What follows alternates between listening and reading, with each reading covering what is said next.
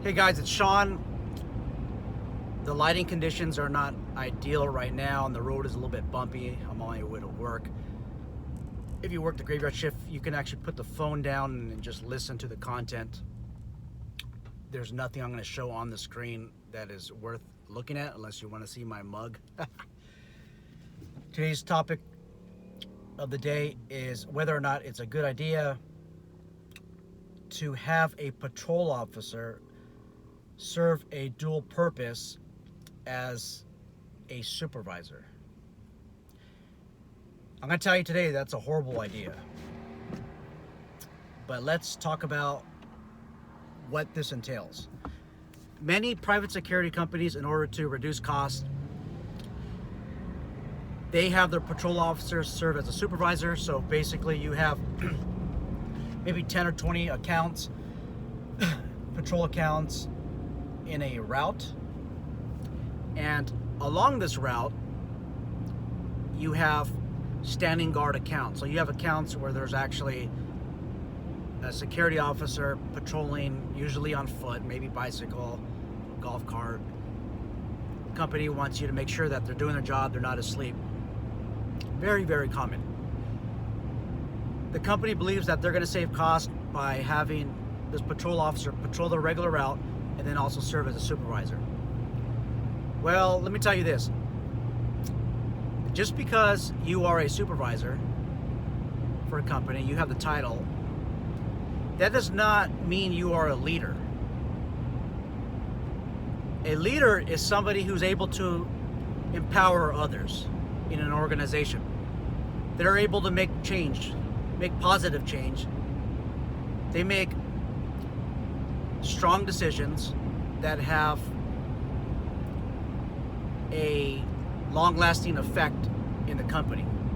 They're able to influence others into doing something that advances the company in a way that is not necessarily coercive. The employee does what they're supposed to do because they have somebody, the leader, who's empowering them, who's providing the necessary resources to do the job. The leader looks out for the employees, looks out for their best interest, and cares about their future, hopefully within the company. The leader cares for this person's success. Have any of you worked for somebody like this? Of course you haven't, because these leaders are in fairy tales and they are in movies. I'm just exaggerating a little bit. You could find them, they're very hard to find. But one of the first places to check for them is obviously during the interview process. When you interview a prospective leader for a leadership position, you want to find out what their objectives are. If their objectives is the long-term objective of your company, you're on your way to finding a leader. So for example, if your company objective is to sustain growth, to obtain more accounts, and to provide value in the services you offer, if this candidate mentions to you that their goal is also to grow the company and to be part of that long-term growth till the end, till they retire, well, you know what? You found yourself a leader. Okay, this person's objectives are the same as your company objectives. Now, obviously, if they just mention that, that doesn't mean that you should already hire them. I mean, there's other requirements as well to becoming a leader. But by asking this question, you can get closer to your goal of finding this leader. And what I recommend in my book, The Private Patrol Operator, is to offer some type of ownership to these prospective employees, especially managers and other leaders. Okay. Am I saying, well, you should give them some type of stock in the organization? Maybe you have a corporation and you're able to issue shares Should you do that? I'm not saying you should. I'm just saying that give them some type of ownership. So maybe some type of bonus incentive when the company does well. Well, the company does well because the employee allows that to happen under the proper leadership. Okay? Give this person a financial incentive. Give them a bonus. That also helps. Okay? Give them some type of ownership of an account. So let's just say they land you an account. Just don't pay them their regular hourly wage. They should get a bonus. They should get some type of maybe percentage of the contract for the whole life of the contract. By doing so, they're going to do the best job that they can do. They're going to make sure that the client is satisfied, because if the client's not satisfied, this contract is lost. Well, they're not going to get a percentage of the contract. So that's what also I mean by giving them ownership. Okay. The next question or final question might be, where exactly do I find this maybe 1% of leaders out there? The best places to look are at least 2, possibly 3. The first one is the military. When I was more active in firearm instruction, I sought out combat veterans whose MOS was typically infantry, whose duties were coaching others. And what I found is that the instructors that I had at the time, they were loyal. They were loyal to me. They're loyal to the cause, and they approached me and said, "Hey, you know what? I want to just help you out with your firearms school," and they were willing to accept nothing in return.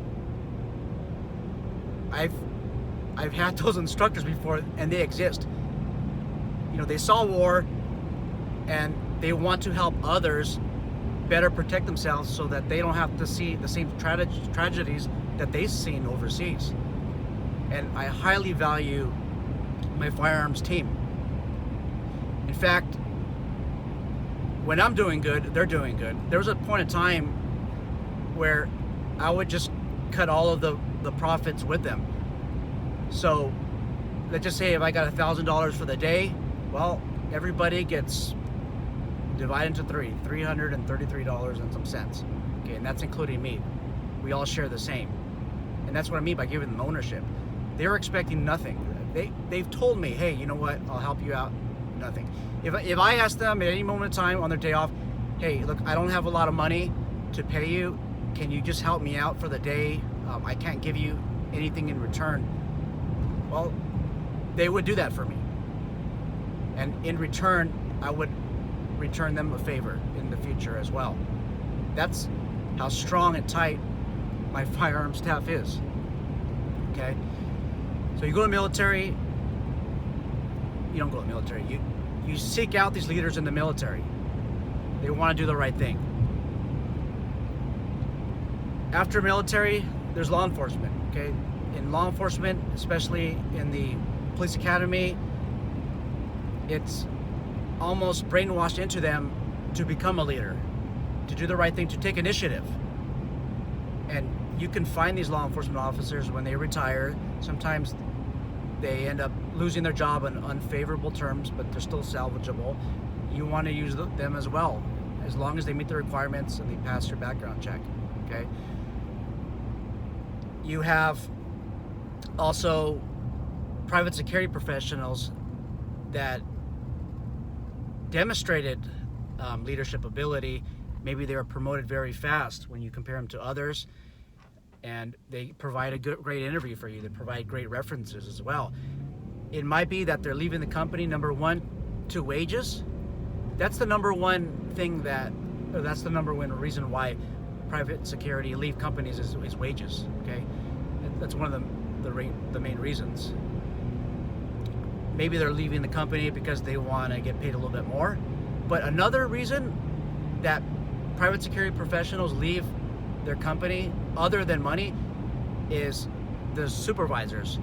So when people leave a company, it's because of money, but also faulty supervision, haphazard supervision, not haphazard, incompetent, that's the word I'm looking for, incompetent supervisors.